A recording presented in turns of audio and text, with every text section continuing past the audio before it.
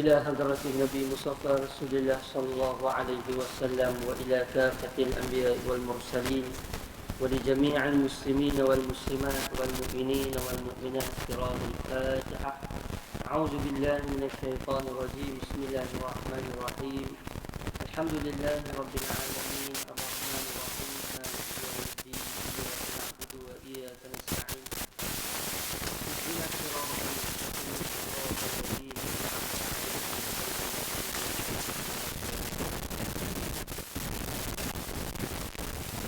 بسم الله الرحمن الرحيم. الحمد لله رب العالمين وصلوات الله وسلامه على أشرف الأنبياء والمرسلين سيدنا ومولانا محمد وعلى آله وصحبه أجمعين.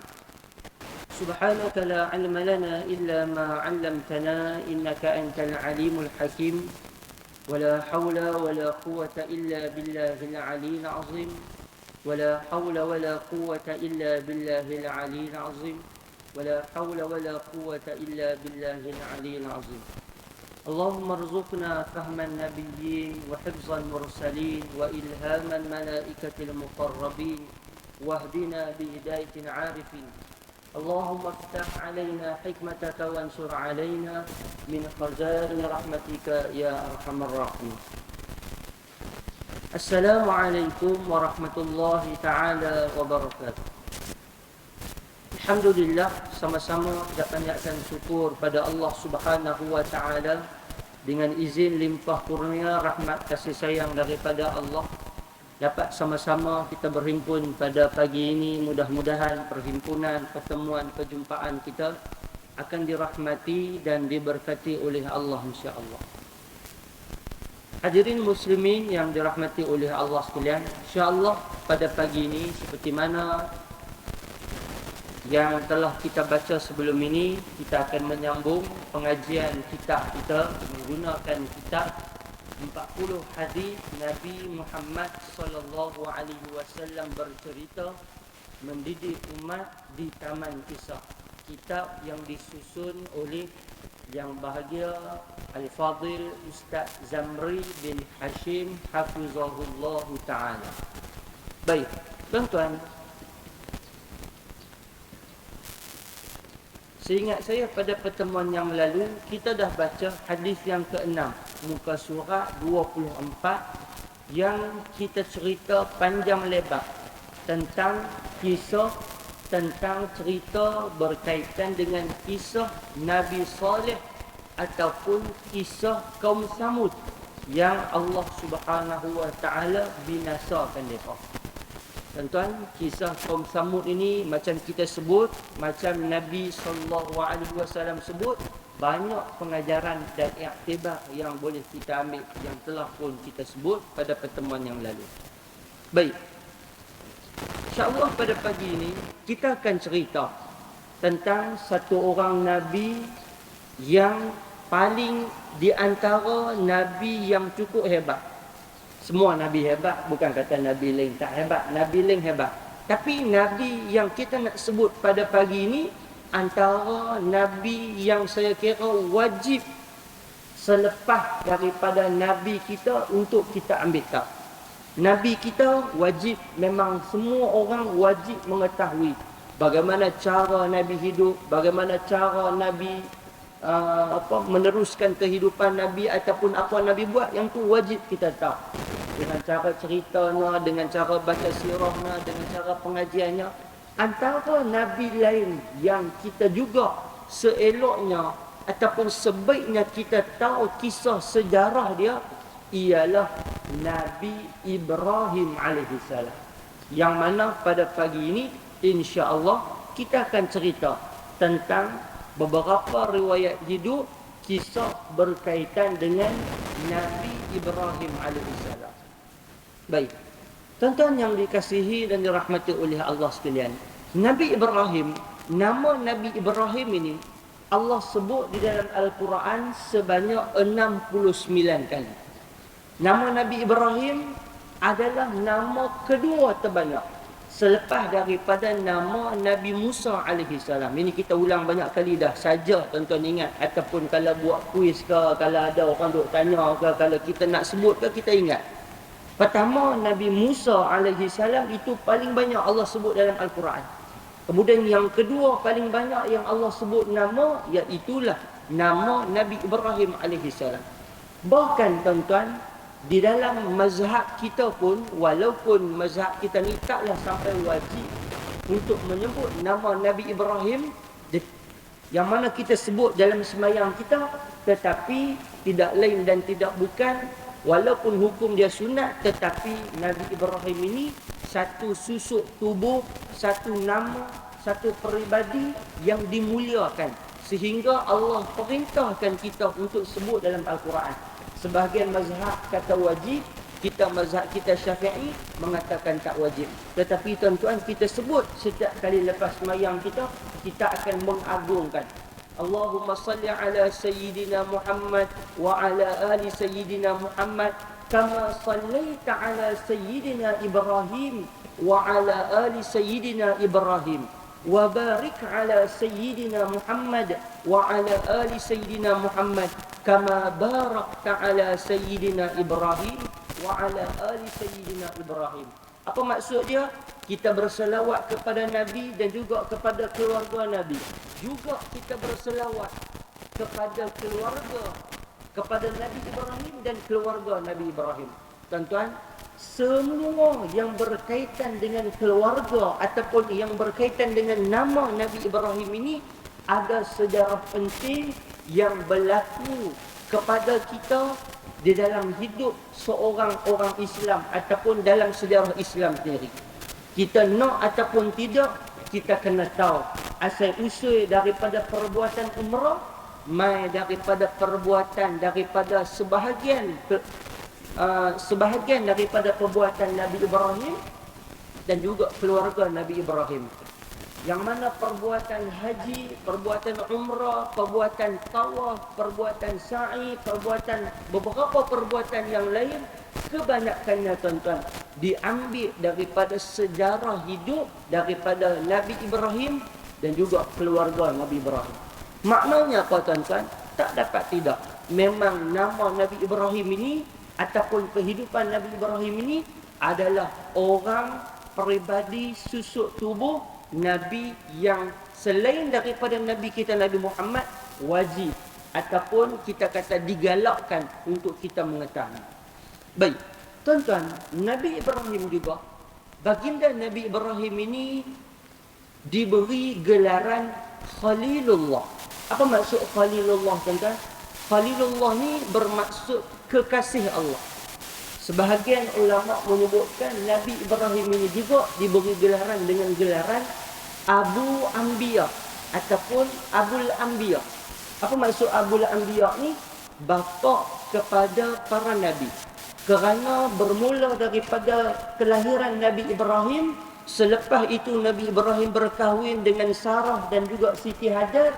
Daripada situlah beranak pinaknya daripada keturunan nabi-nabi sampailah kepada Nabi kita Nabi Muhammad daripada susul galur Nabi Ismail dan Nabi Ishaq, Yaqub, Yusuf, Ayub, Shu'aib, Musa, Harun, Zulkifli. Itu semua bersusur galurkan daripada keturunan Nabi Ibrahim AS. Tuan-tuan, bermakna Nabi Ibrahim ini adalah Nabi yang cukup familiar. Dan tuan-tuan, Nabi Ibrahim juga adalah satu-satunya Nabi yang diterima oleh semua bangsa, oleh semua agama. Minta maaf, oleh semua agama. Terutama 3 agama yang besar. Iaitu agama kita, agama Islam, kemudian agama Kristian dan juga agama Yahudi. Tiga-tiga mereka ni, tiga-tiga termasuk kita bersepakat mengatakan Nabi Ibrahim ini adalah Nabi yang memang legend, Nabi yang memang bersejarah dan dipersetujui oleh semua agama. Tuan-tuan, kalau Nabi Muhammad, agama kita, agama Islam setuju. Agama Kristian dia tolak, agama Yahudi tolak. Bila sebut Nabi Isa, kita setuju. Sebut Nabi Musa, kita setuju. Tapi bila sebut Nabi Musa, agama Kristian tak setuju. Sebut Nabi Isa, agama Yahudi tak setuju. Sebut Nabi Muhammad, Kristian dan Yahudi tak setuju. Tetapi bila sebut Nabi Ibrahim, tiga-tiga agama langit ni bersetuju, bersepakat dan menerima. Kerana Nabi Ibrahim ini mempunyai sejarah yang cukup baik dan mereka sendiri bersetuju dengan Nabi Ibrahim. Dan tuan-tuan, yang terakhirnya apa dia? Nabi Ibrahim AS baginda juga termasuk daripada kalangan Nabi-Nabi Ulul Azmi. Apa maksud Ulul Azmi? Kita dah sebut dah ketika cerita Nabi Nuh AS. Ulul Azmi bermakna Nabi-Nabi yang menerima ibtila, menerima ujian yang berat, lebih berat daripada Nabi-Nabi yang lain. Kita ulang sebut Nabi yang pertama yang diberi gelaran Ulul Azmi, iaitu Nabi Nuh AS. Kemudian Nabi yang kedua, Nabi yang kita nak sebut pada pagi ini, Nabi Ibrahim AS. Kemudian Nabi yang ketiga, iaitulah Nabi Musa AS. Kemudian Nabi yang keempat, iaitulah Nabi Isa AS. Dan Nabi yang kelima, iaitulah Nabi kita Nabi Muhammad sallallahu alaihi wasallam. Baik, tuan-tuan yang dikasihi dan dirahmati oleh Allah sekalian. Nabi Ibrahim AS, Allah Subhanahu wa taala sebutkan di dalam Al-Quran. Sebahagian ulama menceritakan Nabi Ibrahim ini diceritakan tentang riwayat hidup dia ni sekitar lebih kurang umur baginda Nabi Ibrahim belasan tahun. Ada juga beberapa cerita ketika mana Nabi Ibrahim AS ni tolong ayah dia. Tuan-tuan, Nabi Ibrahim ni, dia ketika mana kecil, dia dah dikurniakan hikmah, dia ada kebijaksanaan, dia ada common sense, dia ada rasa apa benda betul, apa benda tak betul, apa benda yang tepat, apa benda yang tak tepat. Itu Nabi Ibrahim AS. Ayah Nabi Ibrahim yang bernama Azar, sebahagian mengatakan Azar ni bukan ayah dia, sebahagian mengatakan Azar ni ayah dia. Tak apalah, macam mana pun. Ayah kepada Nabi Ibrahim AS merupakan salah seorang daripada pembuat berhala. Di zaman Nabi Ibrahim ataupun di kampung dia pada masa tu, ayah Nabi Ibrahim ni buat apa haji? Dia buat berhala. Pada masa tu tuan-tuan, Nabi Ibrahim ni Allah kurniakan kebijaksanaan. Bila Nabi Ibrahim tengok apa yang ayah dia buat, Nabi Ibrahim ni timbul tanda tanya dalam diri dia. Awak yang ayah aku buat berhala. Sebab apa orang kampung aku sembah berhala, sedangkan berhala ni ayah aku yang buat? Dia duduk perhati tengok, bila ayah dia buat, sekali nampak hak tak elok, nampak hak tak jadi, lempak buat. Hak elok sekali, bangsa dia ataupun kaum dia ambil, beli, sembah. Ada hak kecil, ada hak besar, ada hak ada harga mahal, ada harga murah. Dia pelik. Pasal apa? Dia main tuan-tuan, dia main pelik. Lepas tu tuan-tuan, ketika mana satu hari Nabi Ibrahim, ayah dia pesan, suruh pusing kampung, jual berhala-berhala ni kepada siapa yang nak. Nabi Ibrahim buat test. Nabi Ibrahim buat test. Dia buat test apa? Dia ambil berhala ni, lempak masuk dalam sungai. Dia kata kalau hang Tuhan, selamatkanlah diri hang. Kan? Dia kata kalau hang Tuhan, keluarlah daripada sungai ni, selamatlah diri. Tuan, ni Nabi Ibrahim. Tuan, itu permulaan ataupun kisah Nabi Ibrahim AS.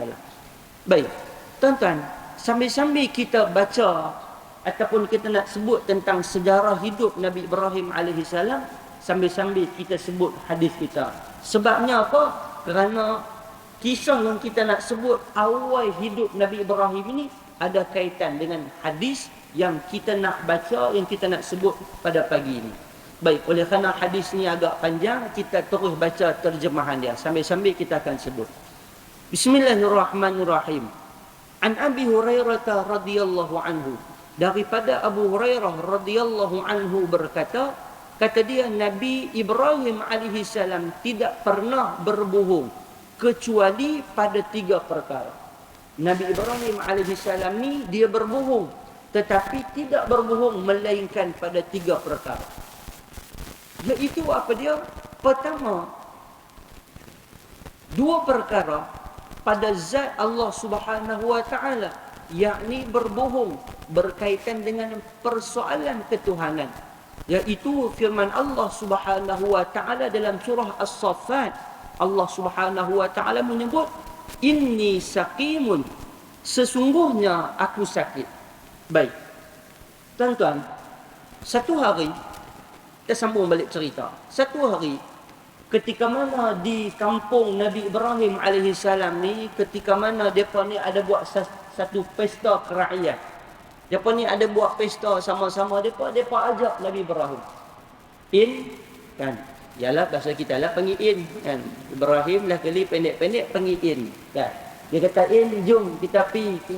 Ada ujung kampung kat dewan utama kita tu, balai raya kita ada buat majlis, jomlah kita pergi.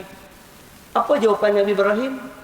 Dia sebut apa? Inni syaqimun. Nabi Ibrahim kata minta maaf lah. Dia kata aku tak boleh pergi, kata aku sakit.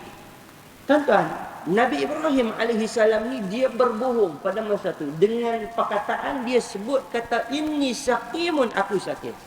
Ulama menyebutkan berbohong Nabi Ibrahim pada ketika itu bukanlah berbohong yang betul-betul. Ulama kata ada dua pendapat. Menyebut inni syaqimun, aku sakit tu dengan makna pertama, memang betul-betul Nabi Ibrahim sakit menyebabkan dia tak boleh pergi. Yang kedua, Nabi Ibrahim ni bukan sakit dengan makna sakit fizikal ni, bukan. Tapi dengan makna Nabi Ibrahim ni sakit hati dengan perbuatan yang dilakukan oleh bangsa dia, oleh kaum dia, oleh orang kampung dia dengan menyembah berhala. Dia sakit hati. Jadi dia sebut apa? Inni saqimun, aku ni sakit. Bila orang kampung dia dengar Nabi Ibrahim sebut macam tu, dia kata tak apalah Ibrahim, oleh kerana hang tak mau pi, hang duduk rehat lah, ambil Panadol, pi farmasi, beli ubat apa sikit, makan, duduk di rumah lah rehat. Dia kata hang tak sihat, hang sakit perut ke, hang sakit kepala ke apa, hang rehat. Tuan-tuan, ketika mana Nabi Ibrahim berehat, pada masa tu orang kampung semua keluar, pi majlis kerakyat dan sebagainya. Masa itulah Nabi Ibrahim AS dia buat kerja dia. Apa dia buat tuan-tuan? Dia pi kepada tempat penyimpanan ataupun tempat terletaknya berhala-berhala yang ada dekat dengan kawasan kampung dia tu, maka dia buat kerja. Apa dia buat tuan-tuan? Dia pi kepada berhala-berhala tu, dia pecahkan ataupun dia rosakkan berhala-berhala yang ada. Dia rosakkan berhala-berhala yang ada. Tuan-tuan, dalam Al-Quran Allah Subhanahu wa taala rakamkan beberapa ayat cerita ataupun sebut tentang benda-benda ni. Ketika mana Nabi Ibrahim ni dia pecahkan berhala-berhala tu. Ketika dia pecahkan berhala-berhala tu, sebelum daripada Nabi Ibrahim pecah berhala tu, Nabi Ibrahim bercakap ataupun Nabi Ibrahim duk tanya dekat berhala tu, tapi berhala tu memang tak boleh jawab. Lepas daripada tu tuan-tuan, Nabi Ibrahim pecahkan semua. Nabi Ibrahim pecahkan semua. Selepas tu Nabi Ibrahim tinggal kapak ataupun tinggal benda yang alat yang diguna untuk pecahkan berhala-berhala tu, dia sangkut dekat badan berhala yang paling besar. Dia sangkut dekat badan berhala yang paling besar tu. Tuan-tuan, maka Nabi Ibrahim pun balik ke rumah dia.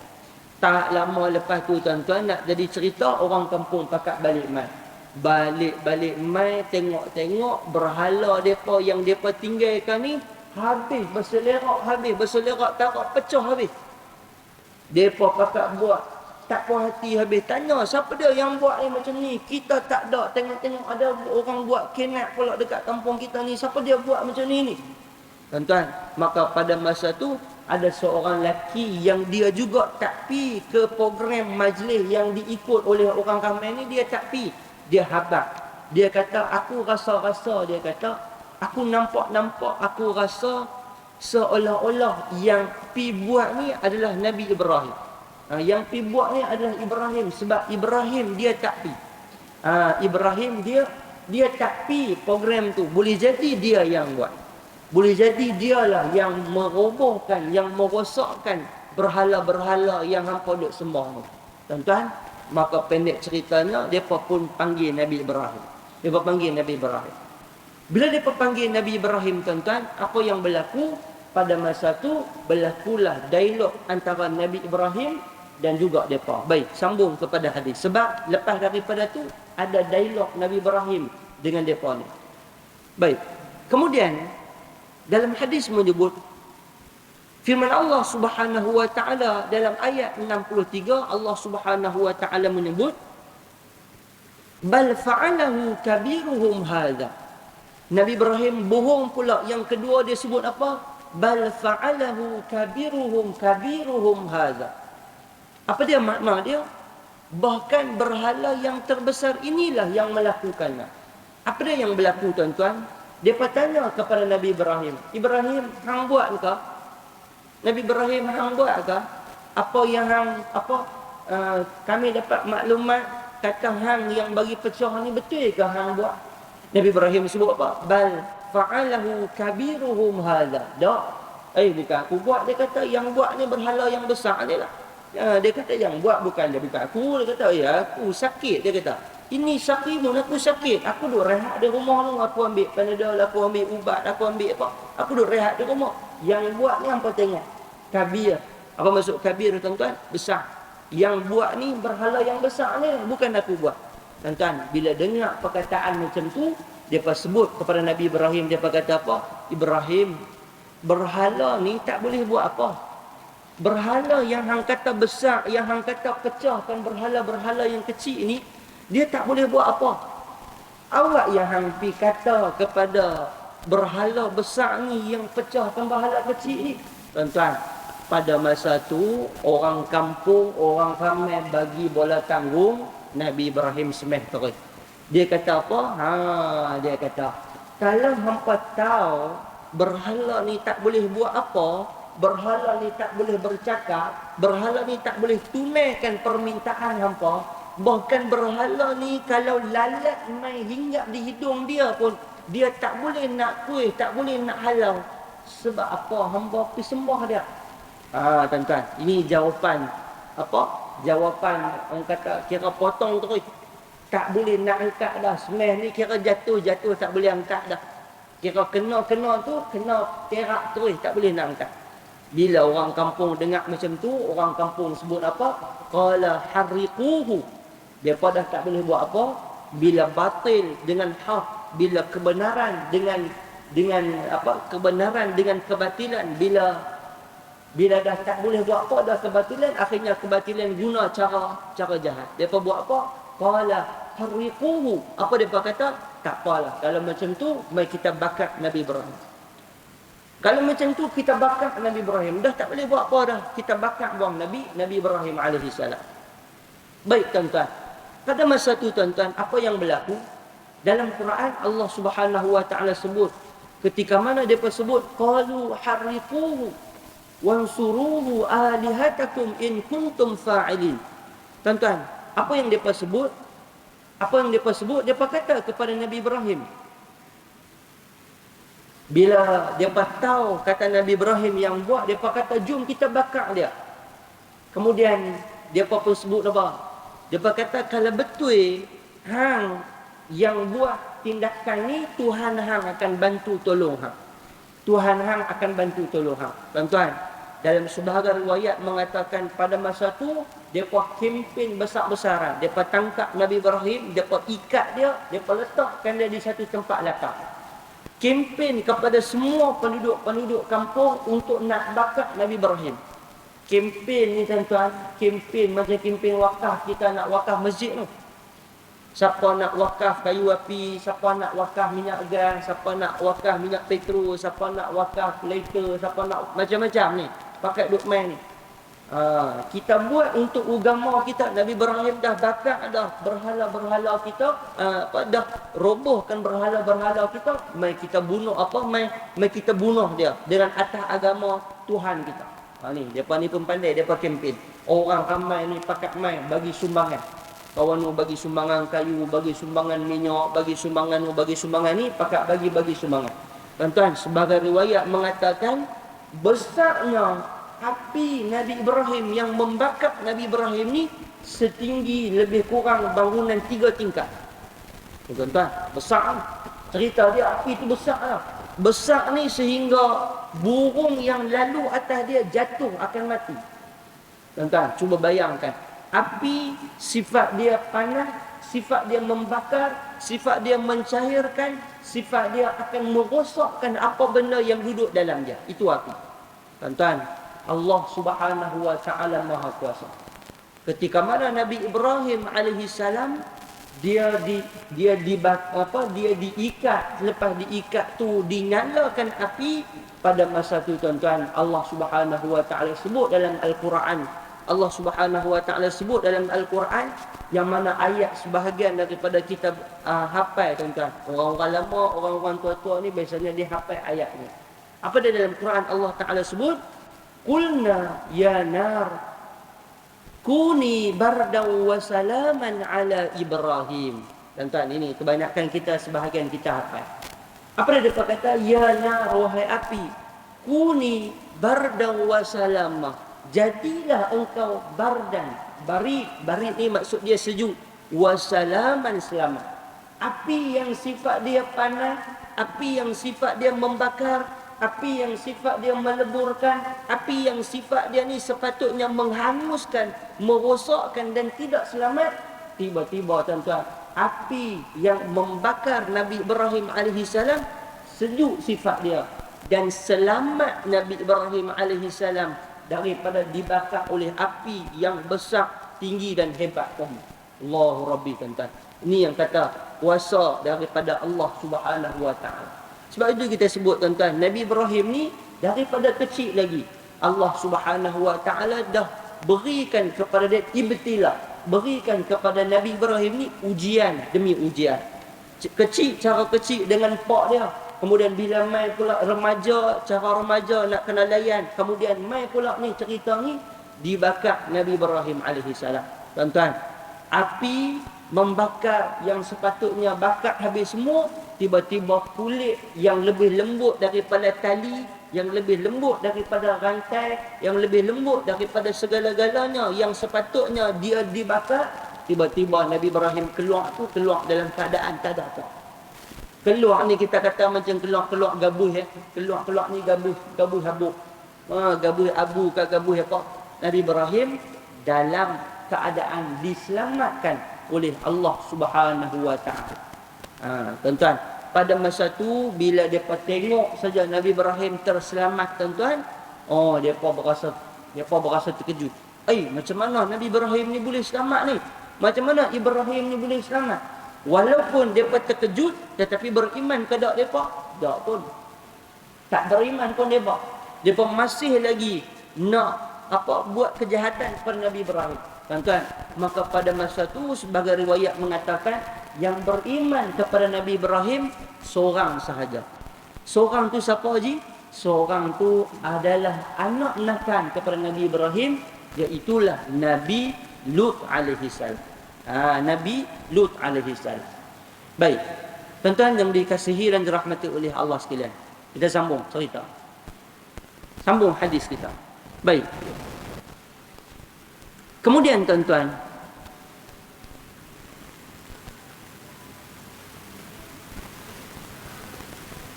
baik, dalam hadis mujubun, dalam hadis ada menyebut, dan firman Allah Subhanahu wa taala dalam surah Al-Anbiya ayat 63 yang bermaksud, bahkan berhala yang terbesar inilah yang melakukannya. Kali ketiga, iaitulah ketika Nabi Ibrahim alaihi salam dalam perjalanan bersama Sarah. Mereka berdua sampai di suatu tempat yang diperintahkan oleh seorang raja yang sangat kejam.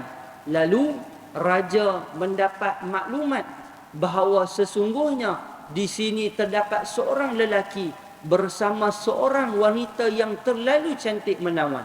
Raja itu pun segera menghantar seorang utusan untuk bertemu Nabi Ibrahim. Utusan itu bertanya, siapakah perempuan itu? Nabi Ibrahim berkata, perempuan ini saudaraku.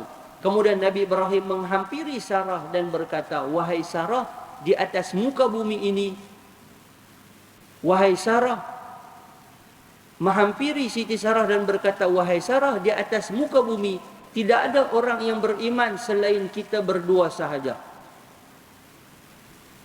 Kemudian dalam hadis menyebut, selepas daripada Nabi Ibrahim sebut macam tu, maka utusan raja itu bertanya kepadaku tentang kamu, hubungan aku dengan kamu, lalu aku memberitahu bahawa engkau adalah saudara. Engkau adalah saudaraku. Oleh itu, janganlah kamu mendustakan perkataanku. Baik, yang ini apa dia berlaku? Tuan-tuan, Nabi Ibrahim alaihissalam, selepas Nabi Ibrahim dia selepas Nabi Ibrahim keluar daripada kampung ni, selepas berlakunya Nabi Ibrahim dibakar ni tuan-tuan, cerita Nabi Ibrahim tak dibakar oleh api ni, cerita Nabi Ibrahim terselamat daripada api ni tuan-tuan, viral. Viral ni maksudnya apa? Orang pakat ambil tahu habis.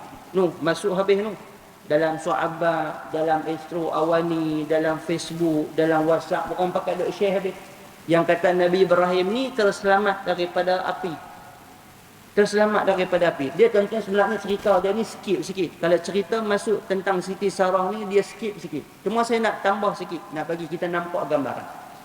Ketika mana Nabi Ibrahim alaihissalam terselamat tu, bila cerita dia ni digembar-gemburkan sampai kepada orang lain, sampailah kepada satu orang raja cerita Nabi Ibrahim ni. Siapa dia? Sampai kepada Raja Namrud. Sampai kepada Raja Namrud. Bila sampai kepada Raja Namrud tuan-tuan, apa yang berlaku? Raja Namrud panggil Nabi Ibrahim alaihissalam. Panggil Nabi Ibrahim. Tuan-tuan, pada masa tu Nabi Ibrahim ambil kesempatan untuk kempen dakwah kepada Raja Namrud. Namrud tanya kepada Nabi Ibrahim, apa yang Tuhan hang boleh buat yang aku tak boleh buat? Kata Nabi Ibrahim, Tuhan aku, dia boleh menghidupkan. Yuhyi wa yumit. Tuhan aku ni, dia boleh menghidupkan dan boleh mematikan. Hang boleh buat ke? Wahai Namrud. Namrud kata apa? Yang ni kerja mudah, dia kata. Apa dia buat tuan-tuan? Namrud, dia panggil pengawal dia. Dia kata, tolong pergi cari Zat, tolong pergi ambil di penjara 2 orang banduan, wak mai di depan aku. Wak mai di depan aku. Maka Namrud kata apa? Seorang ni dia perintahkan dimaafkan dan dilepaskan dia daripada penjara. Hak seorang lagi Namrud bunuh dia. Kemudian Namrud kata kepada Nabi Ibrahim, wahai Ibrahim, hang tengok, dia kata, macam hang kata Tuhan hang boleh hidupkan, boleh matikan. Namrud kata, aku boleh, hang tengok, dia kata. Aku, hak dia ni aku bagi hidup, aku lepas dia api. Hak dia ni aku bagi mati. Tuan-tuan, ni nampak cerdik ke tak cerdik? Tak cerdik. Tak cerdik pun. Dia punya perbuatan tu perbuatan tak cerdik pun sebenarnya. Menunjukkan kebodohan dia depan Nabi Ibrahim. Nabi Ibrahim tengok, Nabi Ibrahim kata, oh level dia tera-tera ni je ke? Tuan-tuan, kadang-kadang nak berhujah dengan orang bukan Islam ni, dia kena pandai main tentang ilmu alat, tentang beberapa ilmu, tentang kepandaian, tentang kebijaksanaan dan tentang perbandingan agama ni tuan-tuan. Kadang-kadang bukan ramai orang yang boleh kuasai. Tuan-tuan, kalau kita hari ni tokoh-tokoh yang kita ada, contohnya zaman tuan-tuan dulu Ahmad Didat. Kan, Syekh Ahmad Didat kan. Ahmad Didat ni macam mana dialog dia dengan orang Kristian, dengan orang bukan Islam, bagaimana dia patahkan hujah ni bukan biasa-biasa. Kadang-kadang duk tengok hujah daripada orang Kristian, orang Yahudi ni, kemas-kemas depa.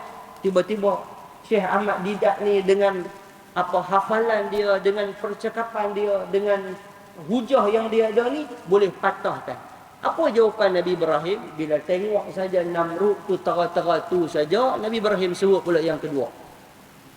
Tuhan aku juga boleh buat keluar matahari daripada sini ke sini, daripada timur ke barat. Boleh tak hang keluarkan matahari sebaliknya? Tuhan aku boleh buat keluar matahari daripada sini ke sini. Lalu hang buat keluar pula sebaliknya. Hang buat keluar pula daripada barat ke timur, ataupun daripada timur ke barat. Cerita dia hang buat keluar matahari lah, buat keluar mai. Tuan-tuan, pada masa tu Namrud bila dengar macam tu, main dengan matahari tak boleh buat apa. Main dengan matahari nak boleh lawan apa? Tadi ni boleh gagah dia buat selora, dia buat lawak macam lawak tak cerdik ni, boleh gagah. Tiba-tiba sebut matahari, sebut benda besar terus, tak boleh buat apa. Maka Nabi Ibrahim pun dikeluarkan daripada situ. Tuan-tuan, ketika mana? Ketika itulah Nabi Ibrahim alaihissalam berkahwin dengan seorang perempuan yang bernama Sarah. Berkahwin dengan seorang perempuan yang bernama Sarah. Baik, tuan-tuan yang dikasihi dan dirahmati oleh Allah sekalian. Selepas daripada tu tuan-tuan, berlakulah ni ayat ataupun hadis yang kita baca ni. Nabi Ibrahim dan Siti Sarah dia lalu satu negara ataupun satu tempat. Yang mana tuan-tuan, negara ni ataupun raja dalam tempat tu dia ada satu perangai pelik. Apa dia perangai dia? Perangai dia, raja ni dia jenis berkenan dekat bini orang. Ini pelik. Dia berpendapat, dia kata kalau seorang lelaki berkahwin dengan perempuan tu, bermakna perempuan tu ada keistimewaan. Ada benda yang istimewa, yang keistimewaan tu dia kata aku pun nak juga. Hak single, hak bujang dia tak kacau. Tapi hak bini orang dia kacau. Yang ni raja ni pelik. Pelik pada orang raja ni. Kalau orang lain biasanya nak hak bujang, nak hak single ke, nak hak anak dara ke, nak hak tak kahwin lagi. Tapi tiba-tiba raja ni pelik. Dia kata kalau satu orang lelaki kahwin dengan orang perempuan ni, bermakna mesti orang perempuan ni ada benda special apa yang aku juga nak special tu. Tuan-tuan, sebab itulah Nabi Ibrahim dia tipu.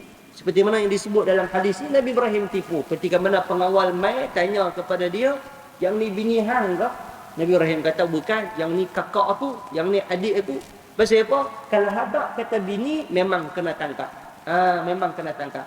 Pun begitu, ada juga dalam hadis kita ni sambungan dia. Ada juga benda yang berlaku oleh kerana Siti Sarah ni seorang yang cantik, ataupun sebagai riwayat mengatakan ditangkap juga Siti Sarah ni, dihadapkan kepada raja. Baik, tengok dalam hadis.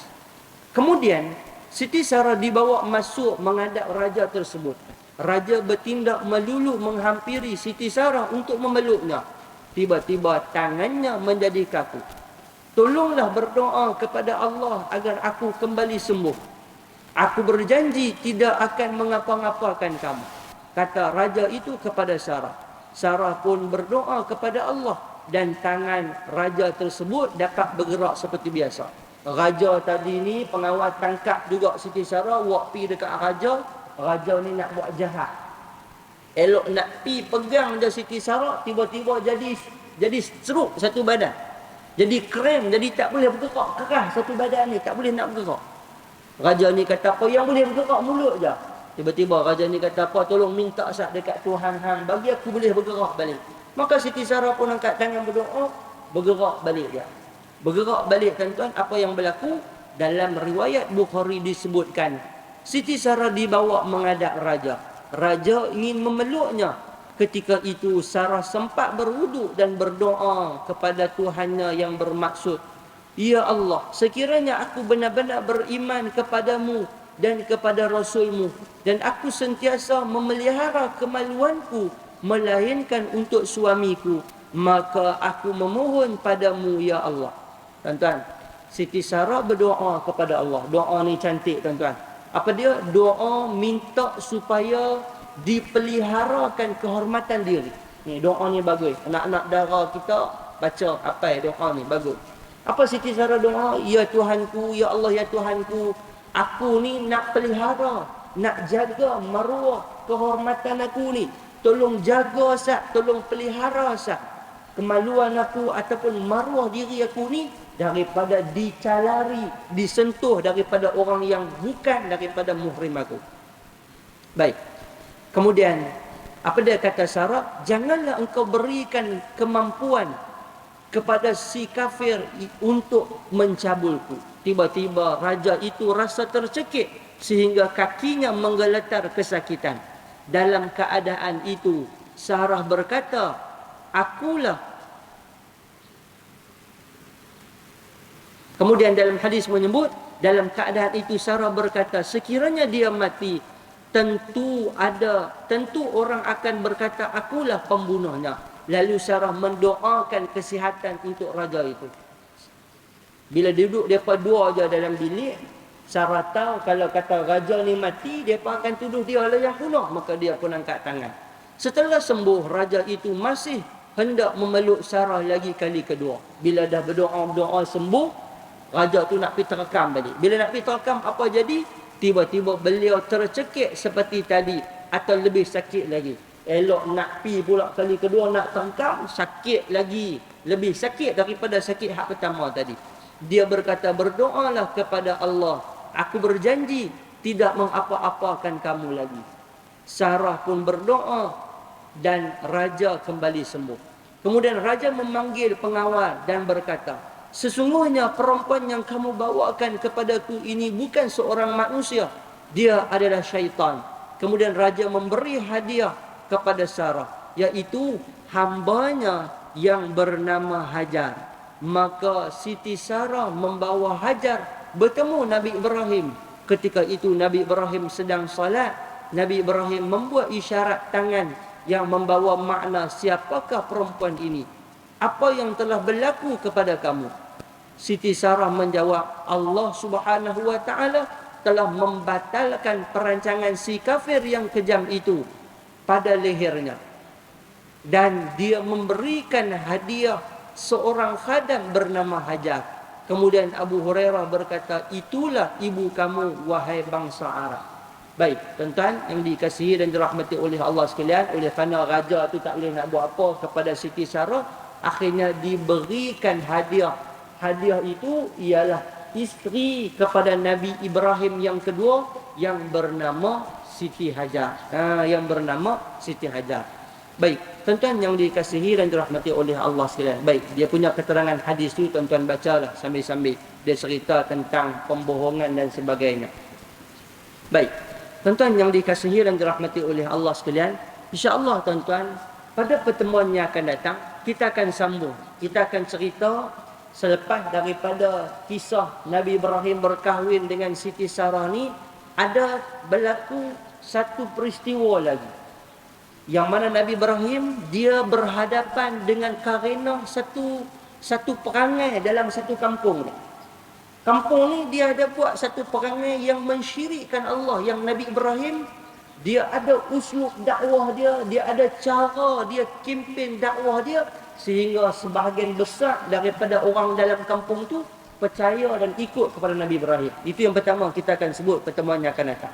Kemudian tuan-tuan, selepas daripada ni kita akan sambung kisah Nabi Ibrahim lagi tentang cerita apa yang berlaku kepada Siti Sarah, apa yang berlaku kepada Siti Hajar, dan apa lagi yang berlaku kepada Nabi Ibrahim dan anak-anak Nabi Ibrahim yang kita akan sebut pada pertemuan yang akan datang insya-Allah.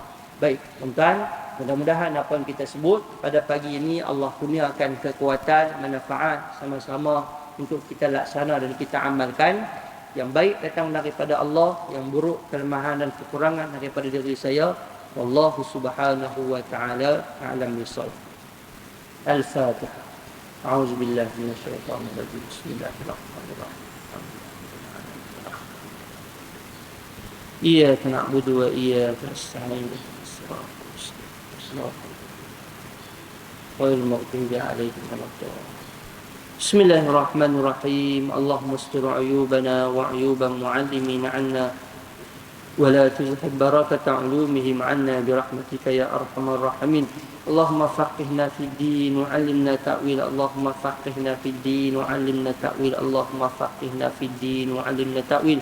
Allahumma ahsin 'aqibatana fil umuri kulliha wa ajirna min khizyid dunya wa 'adzabil akhirah.